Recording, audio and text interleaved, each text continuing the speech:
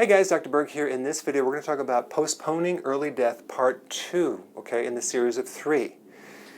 Before I tell you what it is, this one thing causes cancer. It's probably, from my viewpoint, one of the top things that causes cancer.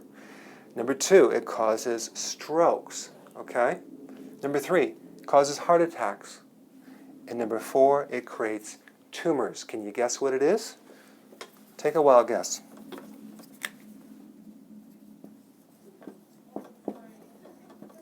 It's estrogen. Okay, too much estrogen. And that's why even for women they use a drug called tamoxifen. What does that do? That blocks estrogen. Why? Because estrogen causes cancer. Now our bodies make estrogen. The problem is if it makes too much or you're exposed to some environmental estrogen from either the chemicals that trigger estrogen, like even the pesticides, insecticides on our foods mimic estrogen.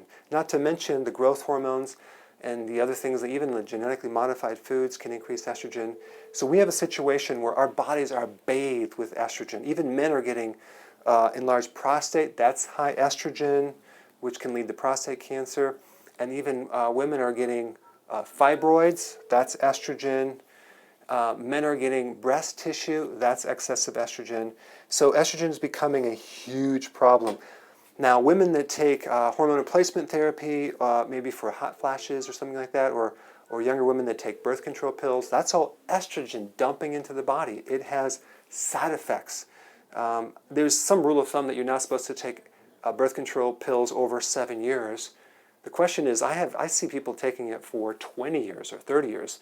They're not looking at the long-term effects of estrogen. Estrogen basically causes cancer. So we want to balance it in the body, and it also can create clotting, which then creates heart attack or stroke. Okay? In the next part of this, I'm going to show you what to do about it. Okay, this is how to lower estrogen. There's 3 simple things that you need to do. Now, if you're taking birth control pills or hormone replacement therapy, I would get with your doctor and find an alternative, because the problem is it leads to cancer down the road. We want to prevent that, okay?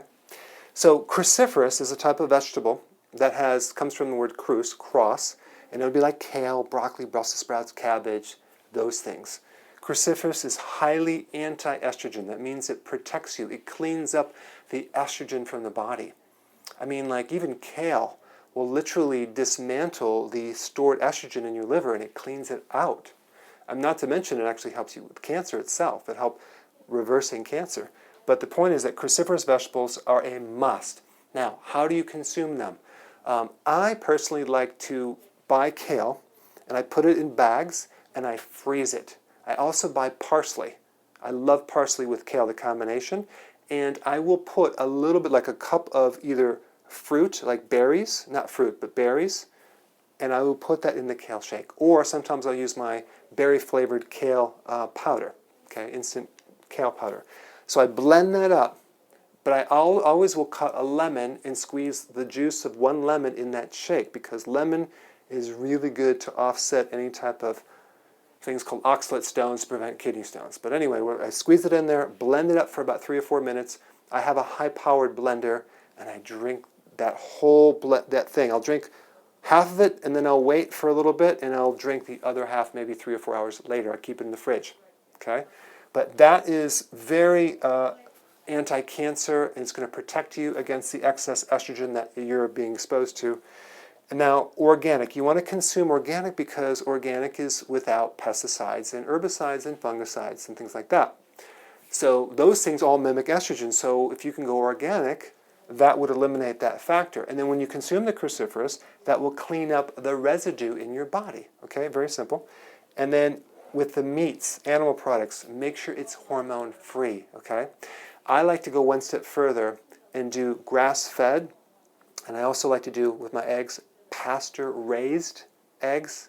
Okay, not pasteurized, pasture-raised eggs. Okay, so those are some of the things that I would do to help lower estrogen and increase your longevity.